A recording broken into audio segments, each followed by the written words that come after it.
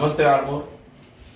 ఈరోజు అంతర్జాతీయ న్యాయ దినోత్సవాన్ని జూలై 17న ప్రపంచవ్యాప్తంగా జరుపుకుంటున్నందుకు ఈఆర్ ఫౌండేషన్ తరఫున భారత న్యాయ వ్యవస్థను కాపాడుతున్నటువంటి న్యాయవాదులు, అలాగే న్యాయానికి సంబంధించినటువంటి అధికారులు కానీ, జడ్జిలు కానీ, ప్రతి ఒక్క వ్యక్తికి ఈరోజు అందరికీ శుభాభినందన తెలియజేసుకుంటున్నాను.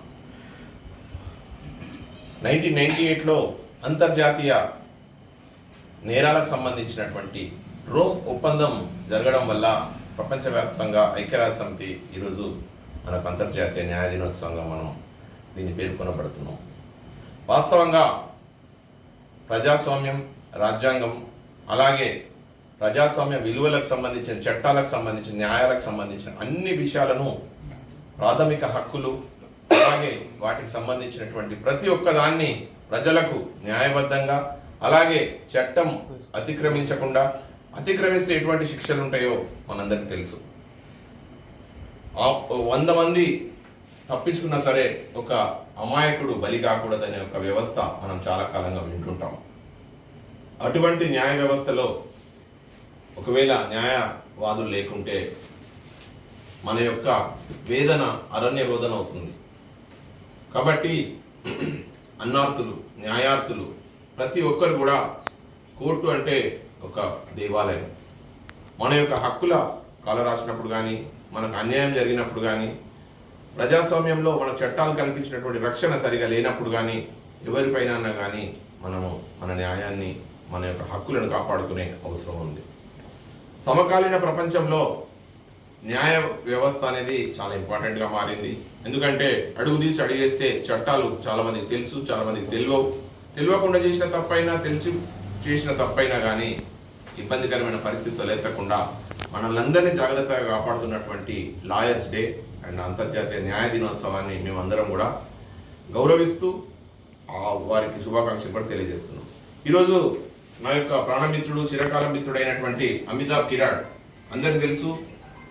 ఆయనకున్నటువంటి వొకాబులరీ కానీ, రిప్రజెంటేషన్ కానీ, ఆయన చూపిస్తున్నటువంటి నాలెడ్జ్ ఏదైతే స్పెక్ట్రమ్, ఆయనకున్నటువంటి ప్రతి దాంట్లో కూడా ఆయనకున్నటువంటి నిష్ణాతుడైనటువంటి ఒక మైండ్ సెట్ నాకు చాలా నచ్చుతుంది. చిన్నప్పటి నుంచి మేము అందరూ తెలుగు మీడియం నుంచి చదువుకుని వచ్చినా కానీ ఇంగ్లీష్ మీద మంచి పట్టు సాధించి, అలాగే సెంటెన్స్ ఫార్మేషన్ కానీ, ఇంగ్లీష్ వర్డ్స్ని ఏ రకంగా క్రోడీకరించాలి కానీ, రిప్రజెంటేషన్ కానీ, రిట్ పిటిషన్స్ కానీ, ఆర్గ్యుమెంట్స్ కానీ అంత పకడ్బందీగా సమర్థవంతంగా చూసినటువంటి నా కనుచూపు మేరలు అయితే లేదు. Because he is the legend and also encyclopedia for entire law కానీ, దానికి సంబంధించిన అనుషంగికమైనటువంటి సిఆర్పిసి కానీ, సిపిసి దానిపైన పూర్తి అవగాహన ఉండి ఏదో వేగుగా మాట్లాడకుండా ఒక అంశాన్ని కరెక్ట్గా ఆయన మైండ్లోకి తీసుకొని దాని తర్వాత ఆయన చేసే విధానం ఒక ఫ్రెండ్గా నాకు చాలా గర్వకారణం. వాస్తవంగా ఇప్పుడున్న వ్యవస్థలో ఒక మంచి లాయర్కి 100% ఒక మంచి ఫ్యూచర్ ఉంది. అట్ ద సేమ్ టైం వచ్చినటువంటి ఆ బాధితులకు కానీ, న్యాయ ఆర్తులకు కానీ వాళ్ళు ఇచ్చే ధైర్యం చాలా కొండంత అండగా ఉంటుంది.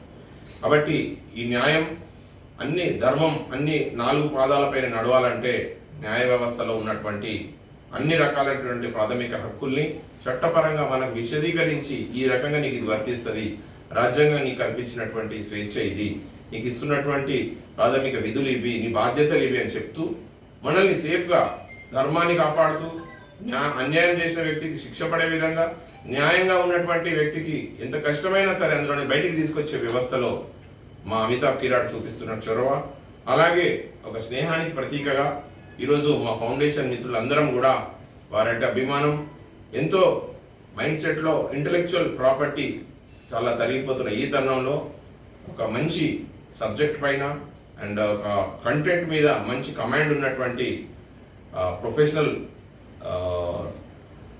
ఫ్రాటర్నిటీ నా ఫ్రెండ్ అమితాబ్ కిరాడ్ని ఘనంగా సన్మానిస్తున్నాం. వారి యొక్క సేవలు ఆర్మూర్ ప్రాంతంలో విరివిగా ఆయన లభింపజేస్తున్నాడు.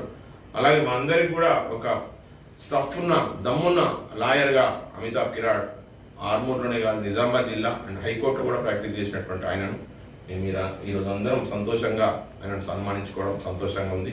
కాబట్టి మా ఫౌండేషన్ సభ్యులందరూ కూడా ఈరోజు సంతోషంగా హాజరై న్యాయాన్ని మా అమితాబ్ కిరాడ్ ఇంకా మంచి గట్టిగా కాపాడాలని, ఇంకా ఎక్కువ పేరు తీసుకొచ్చి మా ఆర్మూర్ ప్రాంతానికి వన్యకారిగా ఉండాలని చెప్తూ ఆయనను విషయం చెప్తూ మా ఫౌండేషన్ తరఫున అభినందన తెలియజేస్తున్నాను.